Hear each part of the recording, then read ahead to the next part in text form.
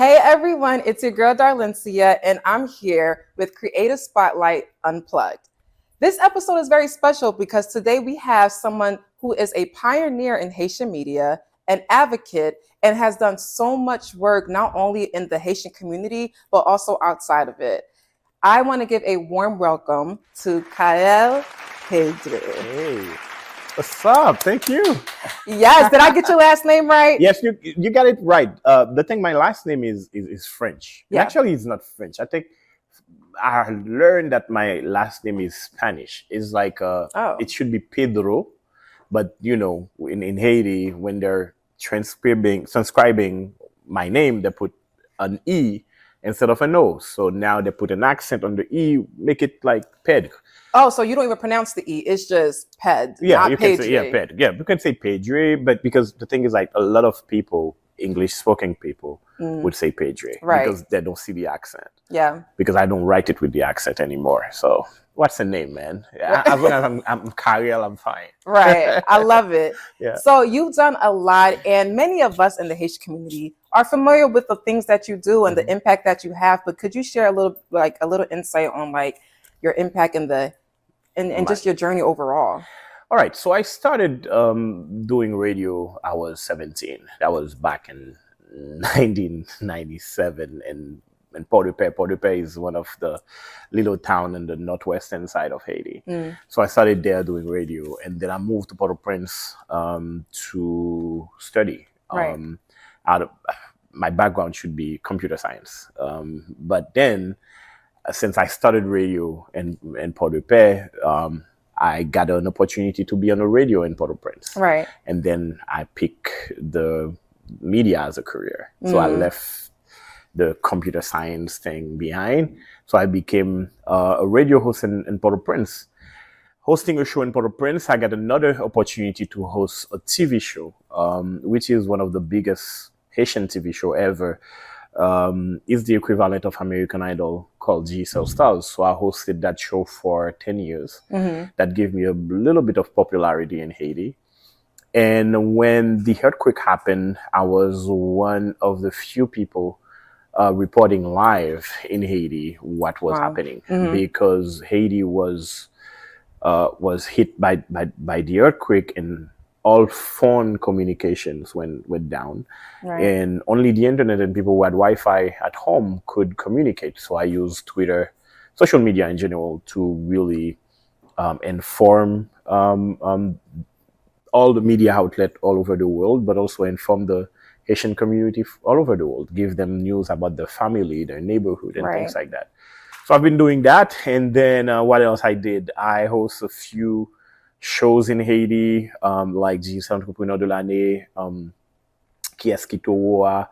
So I mostly get myself into anything media related, linear media. I manage a newspaper in Haiti during some time. So I do newspaper, radio, TV, and now I'm on all the things web. journalism. Yes. So I love that. Now, we're Haitian, and I'm sure we have similar upbringings. Yes. I know for me personally, I grew up loving to dance, and I know that was looked down upon within from my mom. Yeah. So how was that growing up when, you said, Mommy, I want to do this, but, not culturally doing the, lawyer, doctor of course. route.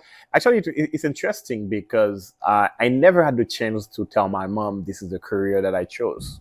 The reason why is because when I was in Port-au-Paix, I started in Port-au-Paix, and then I was done with high school, and I was supposed to go to college. But I didn't want to be a lawyer or an engineer or a doctor, traditional career. So I wanted to be a video game programmer. So I told my mom, I want to be a video game programmer. That's what I want to do. I don't want to do anything else. And then it was hard for her to find a school in Haiti for me to study, to become a video game programmer. So I spent 1 year after high school doing nothing, doing only radio. Right. So that's why I get some popularity in my hometown. But at the same time, it was hard for her because I'm the first child. And then one day she came to me and said, you know what? Your father, because my father died, I was 9 years old. And she said, you know what? Your father would be mad at you right now for behaving like this. I know that. You're smart. You're done with high school. You need to go study something to become something. Yeah. Someone in life. So I was. It was a little bit like frustrating for me because I was like, oh, finally, I will maybe try to become an engineer or something like this. And then one of her friends in Port-au-Prince told her, oh, if she want to do video game programming has something to do with computer science and programming. Right. Maybe if you go and study computer science, he might find a scholarship to go and become the programmer that he wants to be and create those video games that he wants to do. So that's why I get to Port-au-Prince and go study computer science. So my mom thought, all right, fine, it's good. Right. Finally, I took a decision to go to study. Right. And then when I get to Port-au-Prince, first year of school, everything's good. And then second year, and I was like, no, this is not for me because I thought, because it was clear for me, I was most likely like having the possibility to have a good career in media than to find that scholarship that they told my mom that I could. Right. It would have taken a risk because it's not traditional. Of course. So I was like, oh, let me try a radio. Why not? Yeah. Since I've been doing it and I got the opportunity to be on one of the best radio stations in Port-au-Prince. Yeah. Here I am. And then I did it and I quit school. My mom didn't know. How was the beating? Was it? My mom didn't know. No, my mom didn't know because the thing is, because when you came from the countryside of Port-au-Prince and you're in Port-au-Prince, and then your mom used to send you money, just for you to live and things like that. Right. So when I got that job at that radio station, so I had a salary. Okay. So I told my mom, I got a job at the radio station. You don't need to send me money. Oh, okay. That eased a little bit the conversation. Because now I'm working, but she thought I was still in school. Right. So did you lie? I didn't lie. I didn't lie. I didn't give any information. It was not false information. I didn't talk about it. That was information. That's it. I was not lying. And then at the end of the school year, and I told her, you know what? I don't think I'm going to continue with school. I'm going to keep doing radio. And then here I am today. She's so proud of me. Once she saw everything else, right? Yeah. As long as you, I think our parents needs to that insurance from you. They should know that, oh, you're good. They don't have to worry about you, or if you fail, you're not going to come back to them so they can feed you or give you a home or something like that. I love that. Sometimes I wish that parents could just understand, like, let me take the risk. Let us take the risk and then, be supportive throughout that. But I think now the narrative changed a little bit on how Haitian parents react to the child. I think the new generation is more open to things. Yeah. And also with the age of social media, the problem we had actually, because I'm 43 now, so young. So the problem that I had growing up is just because it was a lack of representation. Like if you want to be a podcaster right now, if you want to be a YouTuber right now, you can call your mother and say, "Hey, this is the YouTuber I want to become in the next few years." You couldn't do that when like in the 90s and the 80s. And even like early 2000, it was a little bit difficult for you to get that representation. Right. That's why when they say representation matters, it matters really, because when I said I wanted to be a video game programmer to my mother, in her head, she's like, what's that? So I had to really explain in the few words that I could, because I couldn't like tell her like, this is a famous video game programmer, or this is the opportunities that I could get if I studied this. And I think at that time it was like Nintendo. That was really Nintendo, popular. Nintendo, and of course Nintendo and Sega Genesis. I don't even know what that is, but okay, right. But so it wasn't that much, like proof to, or like example or representation, like you say, for her. So, I mean, you have a lot of years of experience in just media, journalism. 27 years, over 25 years of experience. Yeah. And when we think of journalism, I feel like that word isn't really associated in the Haitian culture. Not that it doesn't exist, but it's not as prevalent. So, like, what significant changes do you feel as though you've noticed from then and now with media just in general? Yeah, I think in our community, especially in Haiti, because I was born and raised in Haiti, the significance of the word of journalists changed a little bit. Yeah. And also, like, journalists had more respect before. Do you think it's because of social media? It's because of definitely of social media. Yeah. Because right now is anyone can be what they call a citizen journalist. You know, like you have your phone, you can report on something. Right. Okay. You can record a video, you can do a podcast, you can maintain a blog, right, and you can do work that traditional journalists can't do because you're more tech savvy than them and things like that. Right. So it changed a little bit the way that a journalist function. But at the same time, we need traditional journalists to really step up and embrace the age of digital media, to be able to create good content as they used to be. Right. Because right now, in the community, when people don't really know where to get the good information, and people can't really make the difference between the fake news or good news, because right now fake news is super easy with social media. Right. You know, you receive a screenshot on WhatsApp, you receive a YouTube link of someone that you don't know telling you her story about something's happening in the community. Right. But no one is here to filter that content. Right. Yeah. I'm not going to talk about censorship, but no one is here to filter that content, but also to give you, the consumer, you're the audience, you know,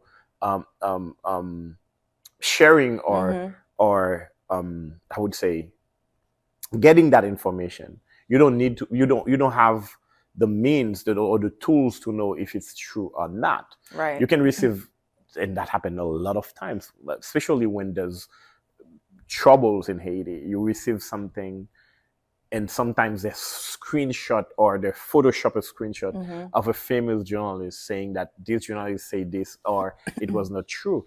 Right. So it's really hard right now in the community to distinguish fake news and good news. And for me, it's a lack of good journalists being present on social media platform that makes that happen. I think that makes a lot of sense. With the rise of like everything that's going on in Haiti right now, the crises, there's been a lot of different media coverage about it, especially with like the situation with the gangs and things like that. And so now when you look at Americans who are receiving this information, they're just like, so who's this, you know, they will tell you, of course, they will give you names, and also because just the wrong information. Because that's the thing. Also, is like the gangs right now, especially. I like that example that you take. The what you mentioned is really important, because the gangs right now use those, I would call them non-journalists, to get to the platforms and reach a broader audience. Right. Because the real journalists would definitely filter whatever the gang has to say before put it out there for the audience. You know, that's why you can see like some gang would make, you know, a statement of terror, you know, to make people fear their lives, not going out and things like that. Right. But they use the non-journalists to do that. Right. While the non-journalists are using the same medium to communicate with the real journalists. Right. But the real journalists will definitely filter those information. Like if a gang leader say they're going to kill people in the streets tomorrow, a journalist is not going to give that news. Like that raw. That raw. You know, it could, you know, but a non-journalist would, it's perfect. It's raw, non-edited, uncut. And then it just evokes a lot of fear and discussion and just a lot of like, you know what, let's cut off flights to Haiti. Don't travel to Haiti. Haiti's this, Haiti's that. The country's out of control. And that creates trouble in the Haitian diaspora. So your mother, when your mother got those news on YouTube, for example, she will call you and say, hey, don't go to Haiti. Of course, you know, and things like that. And it's bad for the country and the whole community because it affects us. Well, how do you fix that? I know you're saying that like we need, you know, just more like journalists to actually step up. But what other things can we do like as a diaspora to like improve or help out with media coverage? Or it's really difficult if we don't empower the real journalists on the ground. Like empowering the real journalists on the ground, and actually, as I said before, give them the opportunity to embrace the digital age of media. Yeah.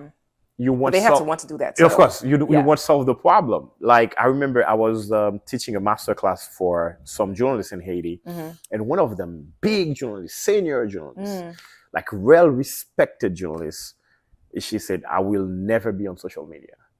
And I was like, "Why?" And she was like, "I don't understand it, and I don't want my word to be twisted." That is. And I was like, "That's wrong, because since you're respected, meaning that if you're on social media, you're gonna get an instant good following. So meaning that if there's something's happening in the country, people will go to your page to see if you talk about it and what's your opinion about it, or what's the news behind it. But if you don't do that, you will leave like a blank space where anyone can put all the fake news in, because there's no one to balance what they're saying. It's the same thing about Haiti. Like when they say, "Oh, when I Google Haiti, all I see is images of protests, hunger, and things like that." It's normal, because Google, for example, a dominant platform that where people search, will give you all the information from those big medias who has audiences. So if we don't have other big news outlet or other big bloggers posting good things about Haiti, that's the issue, right? And reference with the search engines, it won't happen. You know, if to change that, you need to balance. Right. Like you have people posting fake news, but you have people posting also news with context for people who searching the truth, get the truth. Right. But we more often in the community, we let the fake news, the non-journalists take over, because they are the one with the more likes, the one with the more views and the bigger audience. And I think that's why it's so important for people like me, for like a lot of creatives that I know that are Haitian, to really take this seriously and wanting to paint the right picture of Haiti. We may not be able to go to the ground in Haiti and actually like to make changes like that, but there are things that we can do here by, like creating talk shows, networking events. It's really our responsibility. It is, but also it's when we talk about Haiti now, it's always bad thing. Mostly, always. So I think, like as you said, like people, podcasters, bloggers, and other influencers can really use the platform to amplify Haitian voices. Absolutely. There's a lot of great voices, positive voices everywhere in the world of Haitians doing great things. So if you amplify that on your platform, that's how you create the balance. Right. Because the same way that they're going to tell you, Haitians are killing each other on the ground, but you can say, there's a Haitian changing a whole community in Australia, for example. Right. That could balance a little bit the type of information when you Google Haiti. But they don't pick, like certain platforms don't pick up that type of news. Yeah. Speaking of platforms, let's talk about your platform. Yeah. Chokarella. Chokarella, yes. Chokarella. So, you know what that means? Tell us. Do tell. No, I want you to guess, because you said your Creole is good. So Chokarella. I want you to guess. Say it slowly and take Creole, because it's a Creole word. Okay, so I'm automatically thinking of that Alan Cave song. No, you're wrong with that. So it's not about chocolate at all? No, that's the thing. Say it in Creole. Okay. Slowly. Choka. Choka. Carel. Oh, so hot. No. Okay. It's a show. Oh, okay. It's a show. Carel. Oh. La. La. You get it? Yeah. You don't get it. No, I do. That's funny. No, your show. Yeah, it's my show. Yes. You got it now. Yeah. Yes, I got it. Now you get it. Yeah, so that's what Chokarella is. Okay, so we got it. Why did you put me on the spot like that? It's fine. I wanted to test your Creole. You did good. Okay, so we okay. Chokarella is a word that I created. Yeah. Actually, of course, it means the Carel's show. Yes. Okay. Before I had the platform, I used to have a morning show on the radio in Haiti. Mm-hmm. But the morning show is the first time I was doing a show, and I didn't have a name for the show. Mm. Because sometimes we call it the morning show with Carel. Sometimes we call it Radio One's morning show. Radio One is the radio station. Sometimes we call it in French La Matinale de Carel. Mm-hmm. Plenty of names. Right. And then I used to have like my personal website, carelpedre.com, where I used to post everything's happening in my show. And then when January 10 happened with the earthquake, I started getting a lot of international audience going to my page. And I was like, if they go to my page, all they're going to see is my radio show in Creole and things like that, the interviews that I was doing. I was like, I need to change that a little bit, have a more personal profile on my personal website, and have a website for my show. Since the show didn't have a name, so it was like, we need a domain name for the show. And then thinking about it, we was like, we're not going to buy the morning show with Carel.com. We need to create something.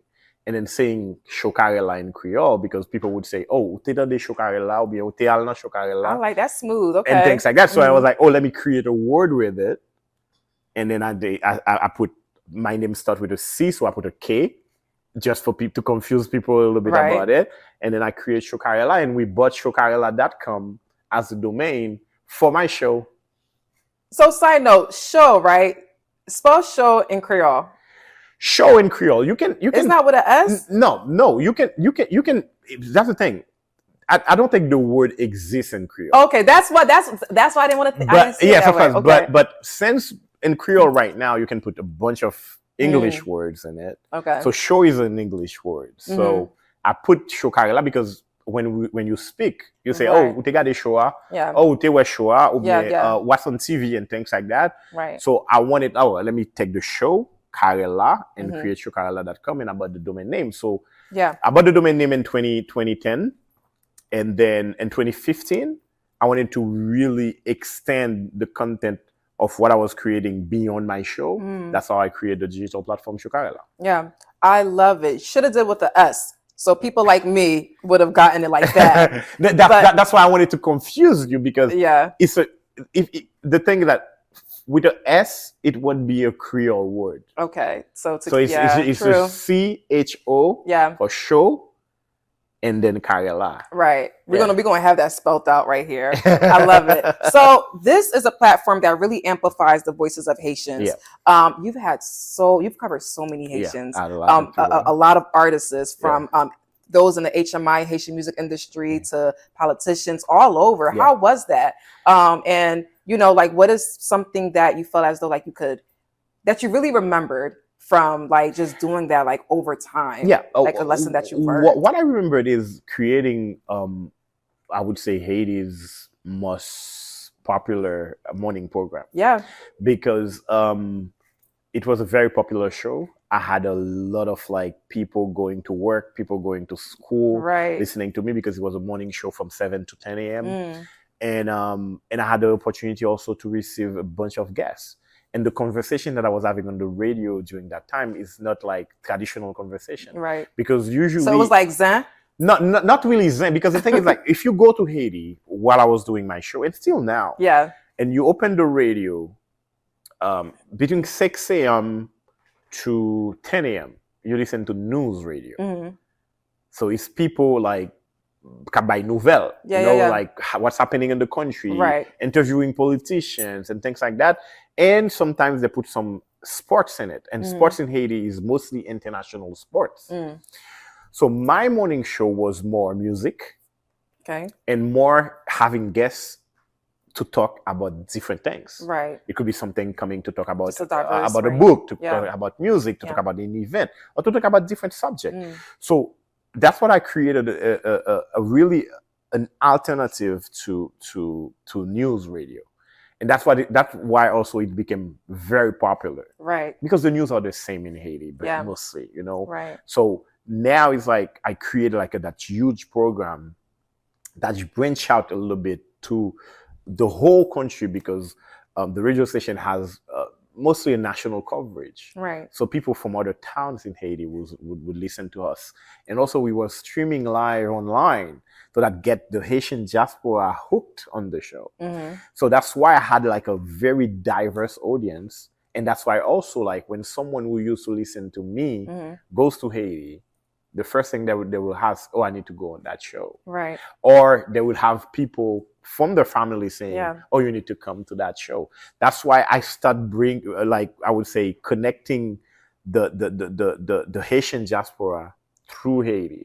And someone who lives in the US would listen to my show and knows everything that's happening in Haiti on the cultural scene, but also on the social scene. Right. They will discover artists, personalities, and things like that. And when those artists and personalities from the diaspora get to Haiti as well, so they come to my show. So it created that big platform. And that bridge as well. Bridge, of course, that's what I do. And I think that's one of my proudest thing, actually. Right. And I see that. You know, when studying, I was watching a lot of your videos and studying your videos as well. And one of the things that stood out to me is like language barriers. Yeah. Right. So me, for myself, I feel as though like I would love to connect with more people, but I get a little nervous, like, you know, if it's like in the Haitian community, do they only speak French and stuff? And I actually thought you only spoke like Creole or French, because in all of your interviews, I could, like, it was hard to find one with you speaking English. Yes. So when we had a Zoom interview, like our initial conversation, or when I first met you, I'm like, oh, he's speaking English. Ooh, I can interview him. Because so, you know, how do you like approach like a language barrier, like navigating like a language barrier? I mean, but you're fluent in Creole, French, and English. So I guess what happened what's your advice for those? For me, let me tell you my situation first, because I was hosting a show in Port-au-Prince, Haiti. So it was a Creole show. We would speak French when the guest wants to speak French, or when the guest doesn't speak Creole. Like if I'm having the ambassador of France as a guest, for example, sometimes I speak Creole as well. But it's only that. But English was a little bit difficult, because when you were doing the show in Haiti, when I was doing a show in Haiti, because my audience is mostly French and Creole. They would listen to French. They would understand. But English is another game. So usually I had to translate what my guests are saying. But what I realized is, as I was doing more English interviews, my audience didn't really care. So that's why it was like, when you listen to my show, you can listen to an English interview, to a French interview, or a Creole interview. But language barrier it was never a thing in my show. Like, for example, I would get people coming from the Haitian diaspora coming to Haiti and say, I want to be on your show, but I don't speak Creole. Right. I was like, yeah, fine, no problem. We're gonna do it in English, but I will find a way at least to have you say like you're doing now to say a few Creole words and make it fun. So the barrier was not like I would say a problem for us to communicate, because at first those interviews are programmed. So I know you tell me, oh, I can speak Creole. I was like, sure, no problem. I'm gonna make it. We can do Kringlish, for example. We're gonna do Kringlish. But the Kringlish thing is like, I know I will speak Creole, you will speak English, I will understand, and I will keep asking questions in Creole.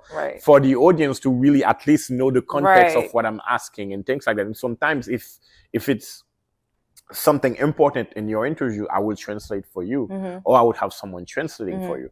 And also, I used to receive on my show and have international artists as guests. Like I remember I had Yemi Alade who came to my show, and then we had to have a translator for her.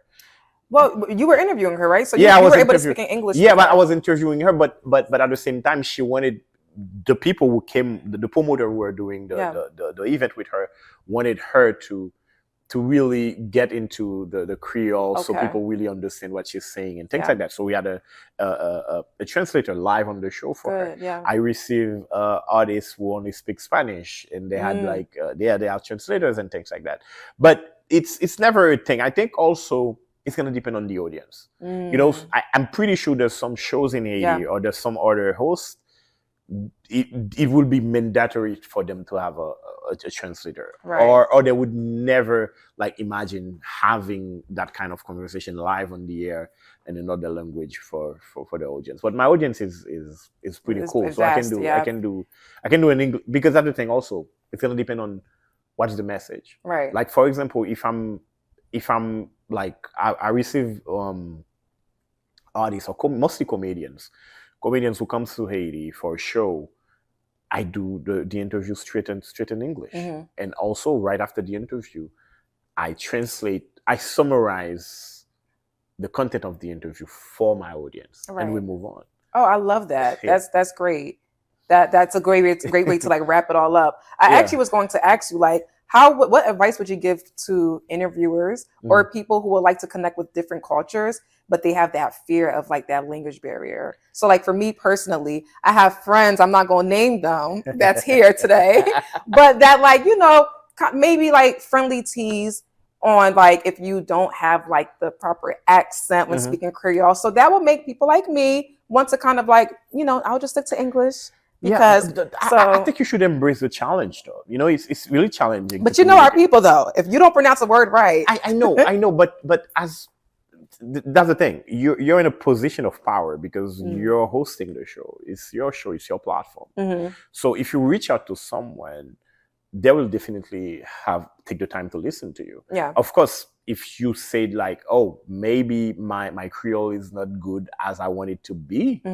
But if you want to do a conversation in Creole, this is good. I think in all languages, practice makes perfect. I remember the first time I speak Creole to Wyclef, though. And look at Wyclef now. Yeah, you mentioned that. I've always thought he had like very fluent Creole. No, Creole Wyclef te malouk en pile. Like really malouk. And malouk is one of the words that he used to use to say that how bad his Creole was.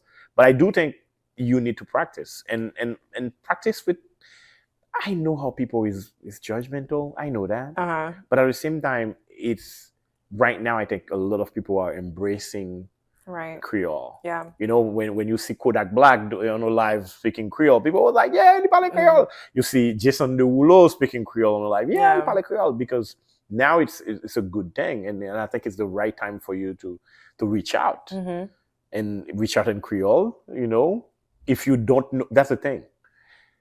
Sometimes when you're speaking a language, like English isn't my language. I'm just dégagé dans anglais. You're doing it sound good. But the problem is sometimes you miss the words, and it could trigger that fear. Like I don't know how to express myself because there's a few words, there's a few expressions that I don't know how to say them.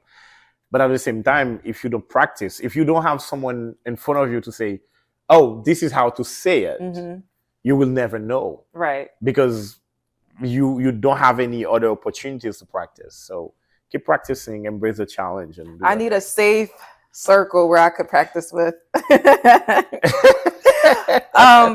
So talking about like just trying to bridge that gap between Haitian Americans language, you do a lot of advocacy for Haitian culture. Can you share a little bit about that and why you think it's important for Haitian Americans to be able to, showcase their embrace for Haiti with whatever they're doing, like whatever work or field that they're it was really important for me because living in Haiti and studying in media, I didn't know what's happening in the Haitian diaspora really. Okay. If we didn't have social media, I wouldn't know. So with social media now, I can follow a Haitian doing dance in LA, for example, or I can follow a Haitian doing great thing in Argentina, wherever, So when I start connecting with Haitians on social media, especially Haitian in the diaspora, I was always in my head think, but wait a minute, those people have voices and stories that can be inspiring to another generation living in Haiti or all over the world. Right. So that's why I was like, let me reach out to some of those people. That's why I created the concept, what I call Chokarella Takeover, where I travel everywhere to meet Haitians. I went to Silicon Valley to meet Haitians working in those big tech companies. I did that in New York. I did a wonderful series of Chokarella Takeover in New York and meeting great people. So for me, it's really important to showcase what we have because those people, they claim their roots. Right. So they claim that they identify themselves as Haitians.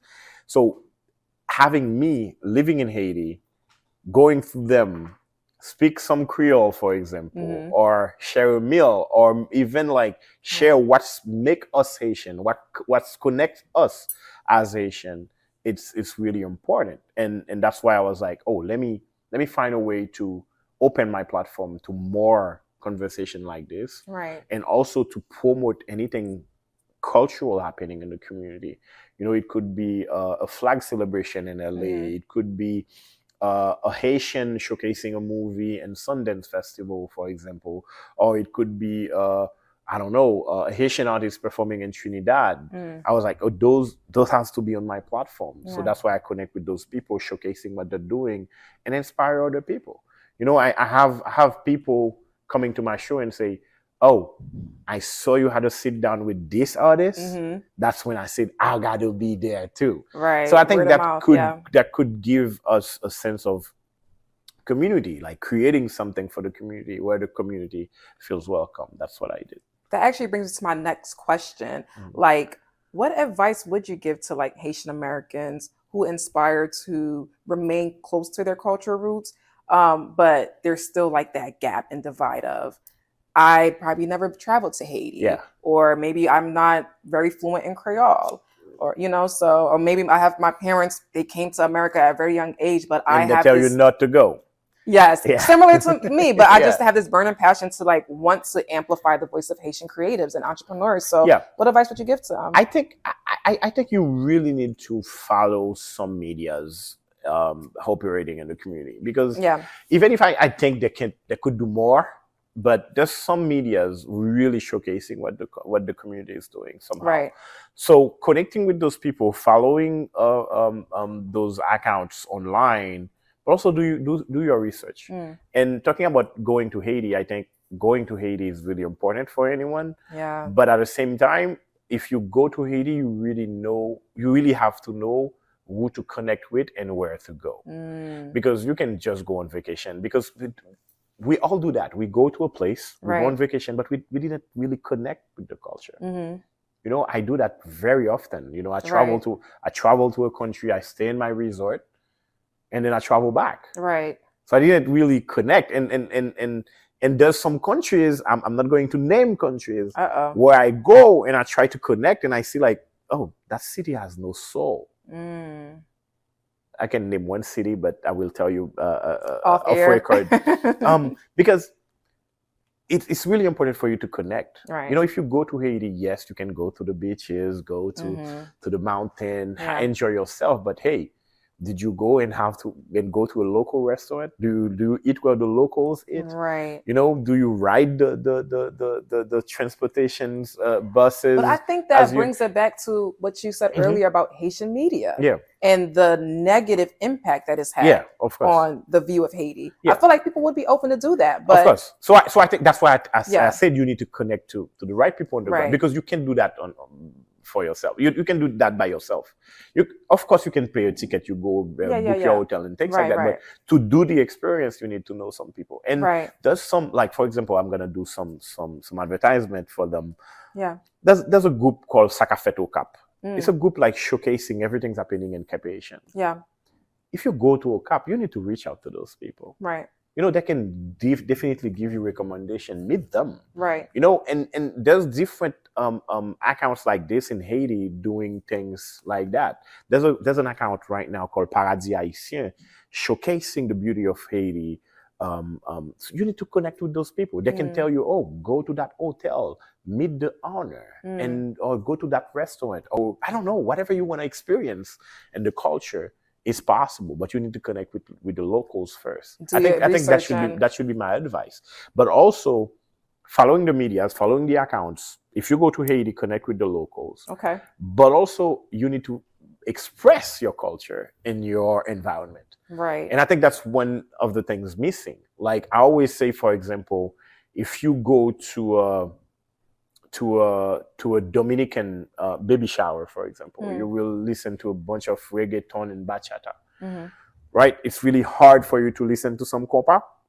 But when you go to Haitian baby shower, you have to force the DJ sometimes to play some Haitian music. Yeah. So I think that's the thing. You need to really be Right. the ambassador of your country and of your culture. I love that. And I think that's the only way for you to really connect. Yeah. Like, you know, in your baby shower, in your wedding, and your family dinner on Thanksgiving, talk about Haiti. Right. Maybe your grandma has a story that can really trigger you to do some research in certain music or certain public figures in the Haitian community that you didn't know about. So you need to be curious, I think. Right. And curious, expressing yourself, and following the great accounts. You've mentioned telling your story about like what being Haitian means to you. You're known for creatively, like being a storyteller. Yeah. So how do you use this to like infuse positive change within Haiti? I love that you mentioned like you are your own ambassador. Yeah, of course. Haiti. I love that. Of course. That's the thing. Like, I always think like, since I live in, like right now with all the crisis. Yeah. When I give, like, for example, when I give my number to someone and they say it's a 509 number, they're like, wait, you live in Haiti? When I say I live in Haiti, it's a shock for everyone. But that's the thing. So I always get that opportunity to really say, hey, yeah, of course Haiti is bad, but at the same time we still live there and we have hope and things will get better. So with that mindset, it's really important as an ambassador to really when you see me as someone living in Haiti, you say, oh, there's someone living in Haiti, but he's doing his thing. Yeah. You know, he's not miserable. Yeah. You know, it's really hard for some of us. You're an amazing example of that. But at the same time, I think like it's the way that you carry yourself being Haitian. And that's what I do. So now when I'm creating content, when I'm telling stories, I always, in my mind, the main goal is, okay, good. What is my audience for that? Let's say I'm going to talk to the general public. But what do I need the general public to know about the story that I'm telling? Oh, there's great Haitians doing good things.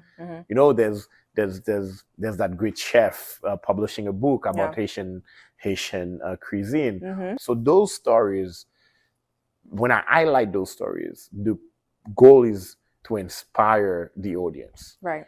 To say, oh, the Papi Malkresa, or there's some Haitians doing great things. Because there's enough people showcasing how bad Haiti is. So my mission is to, let me find a way to showcase the beauty, to showcase the positive stories and amplifying the great voices that we have in our communities. That is so inspirational. Yeah. And I think that ties into a lot of the charitable work that you do in Haiti. Yes. Can you share a little bit of information about that? Okay. I do a lot. I start doing philanthropy work back in 2005. The reason why is just because I realized, I have an audience. Yeah. And my audience I have some influence on my audience. So have great. I'm being humble. Okay. So yeah. And I was like, what can I do? So how can I team up with people doing great things on the ground? And also I got myself involved in charity work after the earthquake. I created a project called the Sunday Project. And the Sunday Project was so cool because what we did was we were feeding 500 to 600 kids in Cité Soleil every Sunday. Right. Cité Soleil is one of the poorest neighborhoods in Port-au-Prince. So we are doing that, and we are doing it on a voluntary basis. So what we did was like, we're not an organization. We're not a charity. But what we do is like, you can come. You're like, oh, Carel, I'm gonna give you the rice for the kids this week. Oh, I'm bringing the meat. Oh, I'm bringing vegetables. Oh, I'm bringing juice for the kids. We put that all together. We cook it, and you say, oh, you can use my car because I have a pickup truck, and we do that. And or maybe I can't give the food, I can't give the drinks, but I can do the distribution. Which you can come. So it was a very voluntary project, and where we were feeding kids in Cité Soleil, and then we was like, oh, of course we're giving them food, but what can we do more? We do a mobile clinic for them. We did a shoe drive for them, and we did a lot of things. So that was me being involved in helping my community. But unfortunately, with the situation of Haiti, I couldn't really continue with the project, but I've been thinking every day how to resume it. But also I got the chance to team up with some other organization doing great work. So I team up with, like, for example, I'm on the board of PODEV. PODEV, we're into education. We manage more than 3 schools in Haiti. And the main school that we have is l'École Nationale des Orangers. It's in Cité Soleil. And we definitely send more than 600 kids to school for free. Right. So we do that, and then because kids in Haiti, they still have to pay for school, I believe, right? Normally they shouldn't, but at the same time, if they go to private school, they have to pay. But also the problem is, like, there's not enough school for the kids, so it's really hard sometimes in some neighborhoods for parents to find school for the kids. Right. So so that's why, like, for example, in Cité Soleil, poor neighborhood, the parents are really happy that we're able to do that for the kids. It's like they come in, and also it's a quality of education also the kids are having. It's good quality of education. It's a nice space to learn. So we do that, and also we manage another school in Cape Haitian in Labadie that Wild Caribbean sponsored.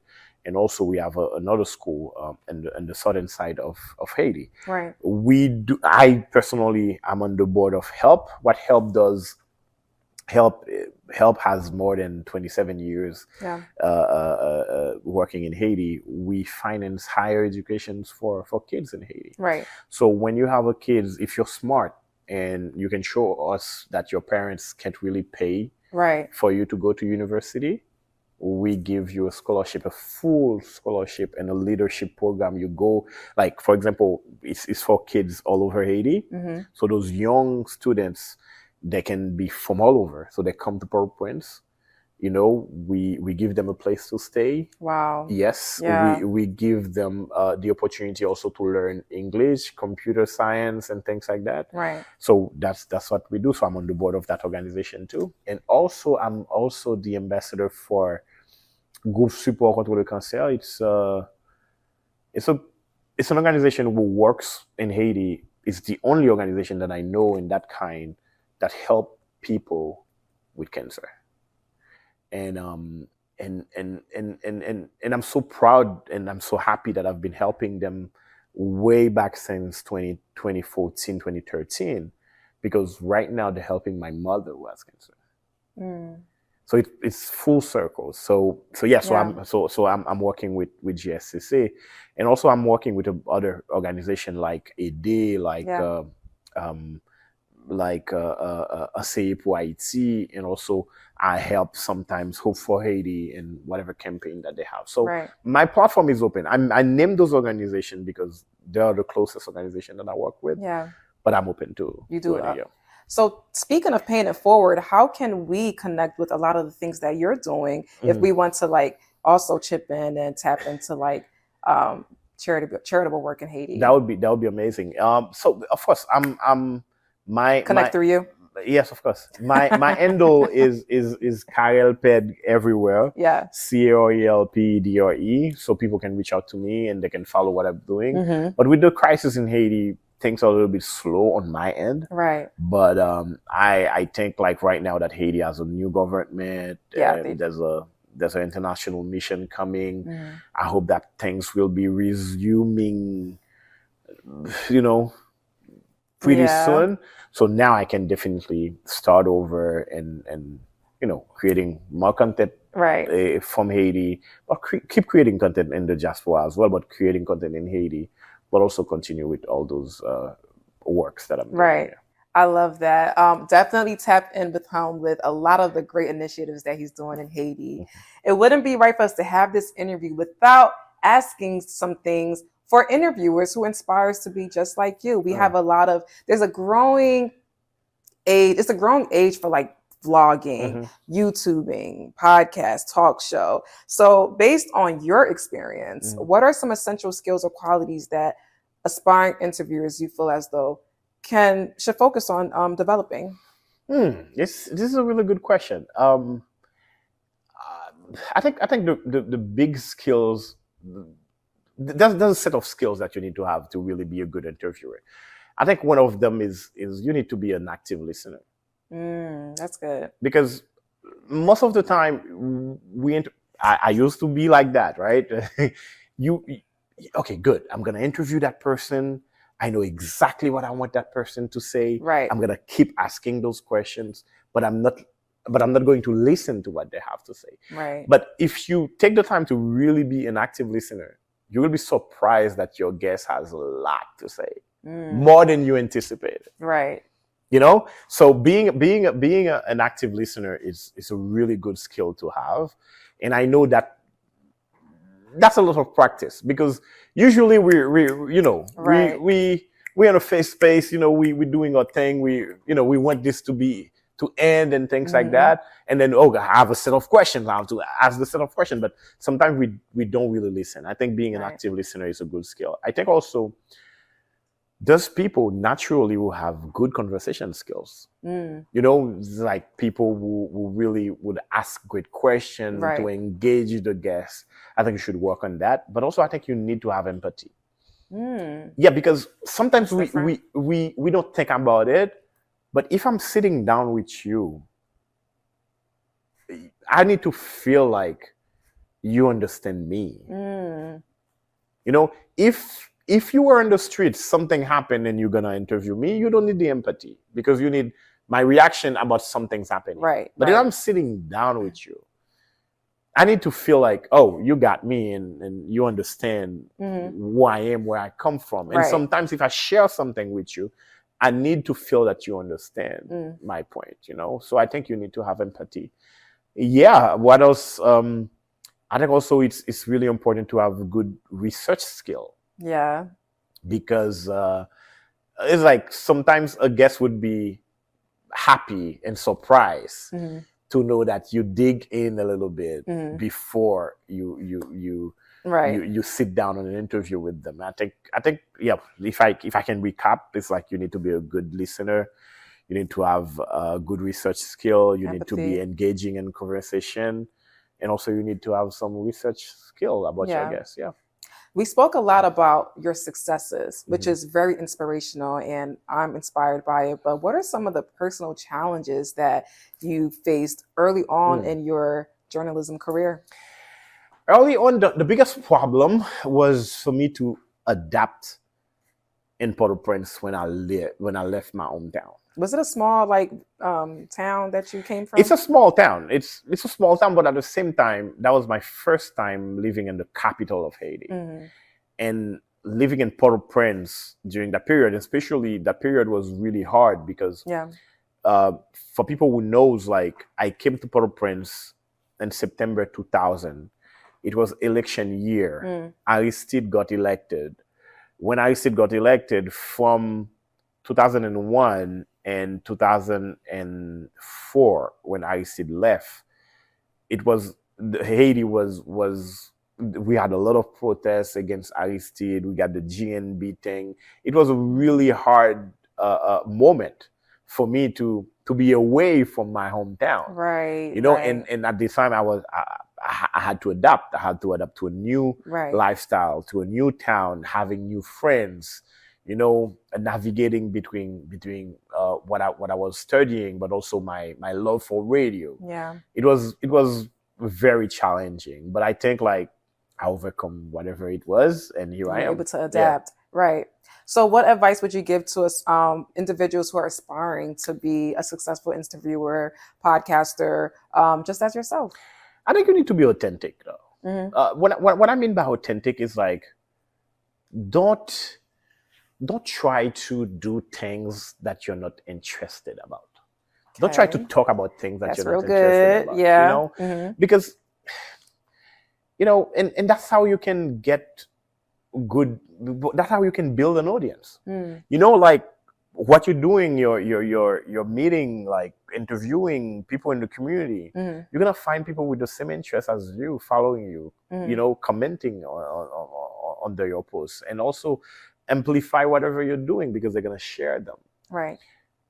But if you did it like that, if you're doing this just for the fame or just for the like or for the views and for the monetization and things like that, you will fail. I think you really need to be authentic what do you like as a person? What conversation you love to have? What type of people you love to meet? Right.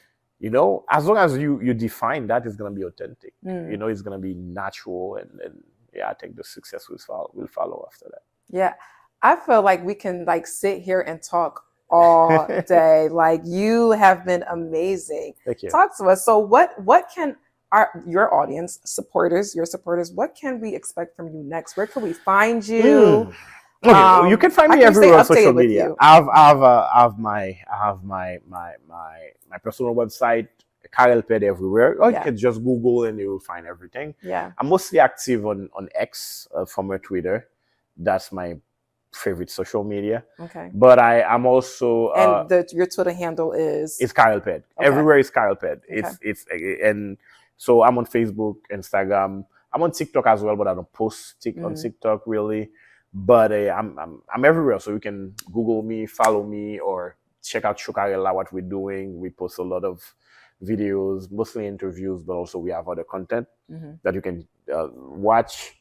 And what I'm up to right now is really bad period for me, from what's happening in Haiti. Some personal issues that I had to deal with and things like that. So now things are getting clearer, less blurry. So now the goal is to keep producing content. I'm working on a series to highlight Haitian music icons. That's still, That's good. So the goal is to have a show to showcase what they're doing, but also have a award ceremony to honor them. So I'm working on that. Let me get my dress ready. Yes, you should. You should. I'm working on that, and also I want to keep creating content for Chokarella, but also I really want to think, and it's important for me to have what I want to do, like starting next year, because I'm planning years ahead. As you should. With everything happening in the community, I think I will find a way, since I travel a lot, I will find a way to see, okay, good. I'm gonna divide the year where I can say, okay, good. I'm gonna come to New York, let's say for 1 month, rent an apartment for 1 month, have my team here with me, produce content in New York for 1 month. Okay. And then move to another city, like city. A nomad. And like a nomad. and half of the year I'm gonna do that. And then half of the year, I'm going to take my a little time off and things like that. Yeah. Why not? That's my plan. I think that's amazing. I think that'd be great. Yeah. Take us with you. Yes, let's go. It has been a pleasure to just learn more about you. I feel as though a lot of us, we see what you're doing, but we don't really get to see you unplugged. Yes. Right? I like that. Thank you so much. Thank you for taking the opportunity to be here. Thank you for what you've done for Haitian culture, Haitian media in general.